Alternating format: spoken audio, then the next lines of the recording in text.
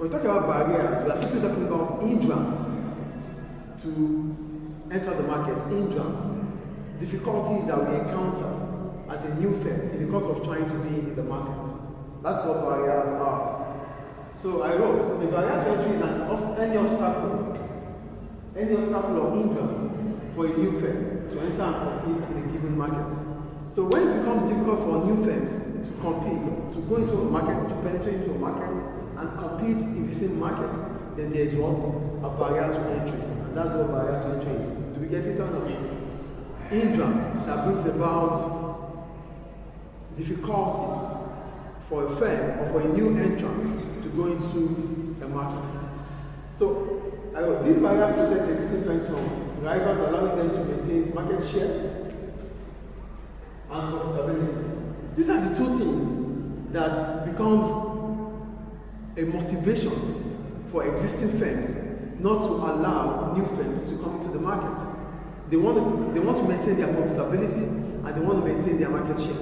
They don't want these two things to elude them. Is it making sense or not?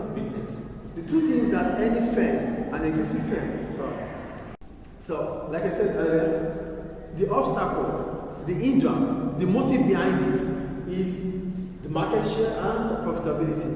Because if you are able to maintain your market share, it means you continue to control the market.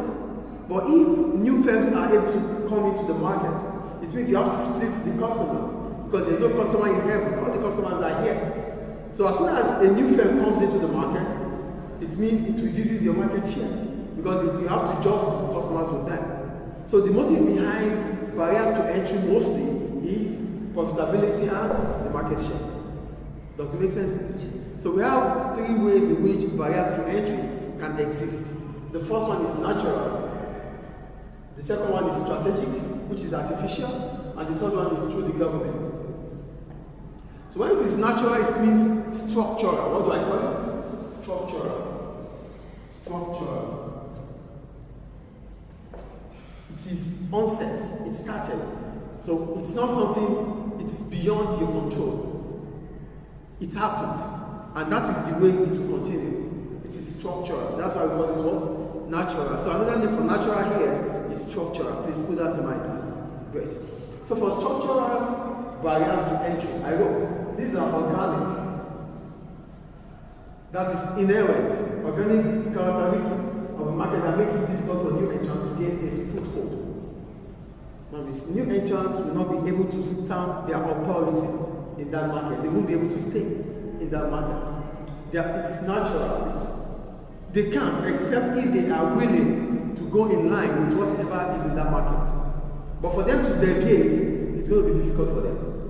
So what are those things that are natural, that naturality brings about barriers to entry? Number one, economies of scale. Economies of scale is a cost reduction as a result of expansion. That's economies of scale. In some industries, to start in those industries, you have to start large. So naturally, if you are thinking about being in that market, you have to start bigger. So look at what I wrote there. A large scale firm can produce at a reduced average cost, which forces smaller entrants to either start at a large scale or accept a cost disadvantage. Now look at the point. Look at the point about large scale. To start on a larger scale, it means you need huge financial resources. Yes or no? So it means if you are a small business, you cannot set up in this industry. Not that the industry is chasing you away, but to start in that industry, you need financial capability. What?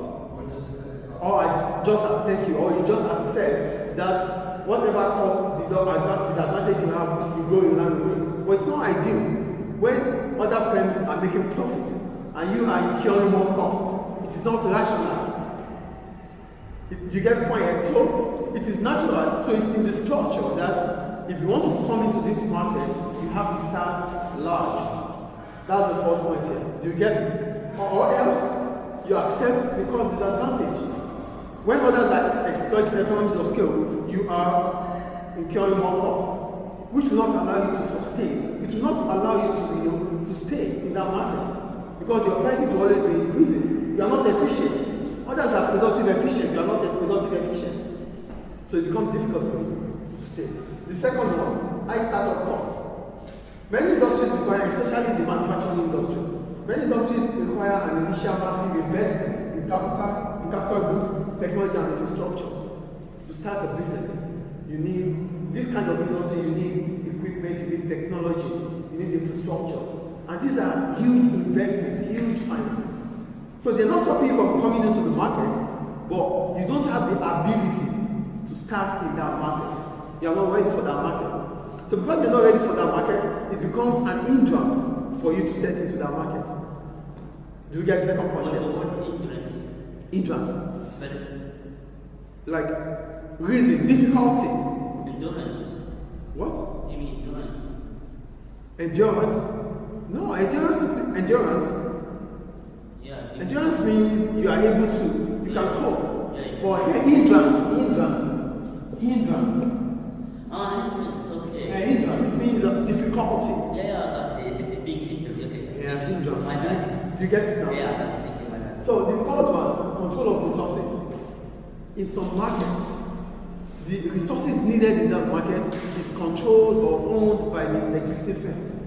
So if you are coming in, it means you need supply from them. But they're not going to give you supply because they want to keep their market share and profitability. So you're not going to be able to go into that market because the supplies you need, the resources you need are with your rivals.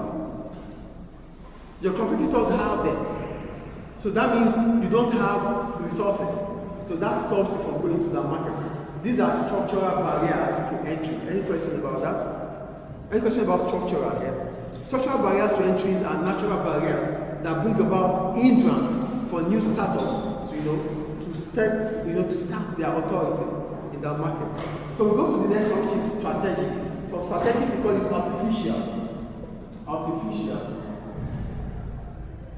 Please put it in mind. Another name for strategic barriers is what? Artificial barriers. The first one. Okay, let me remember. These are actions of existing firms which discourage new entrants. Your action, it is not natural. It is your way to stop others from coming into that market. These are strategic. What?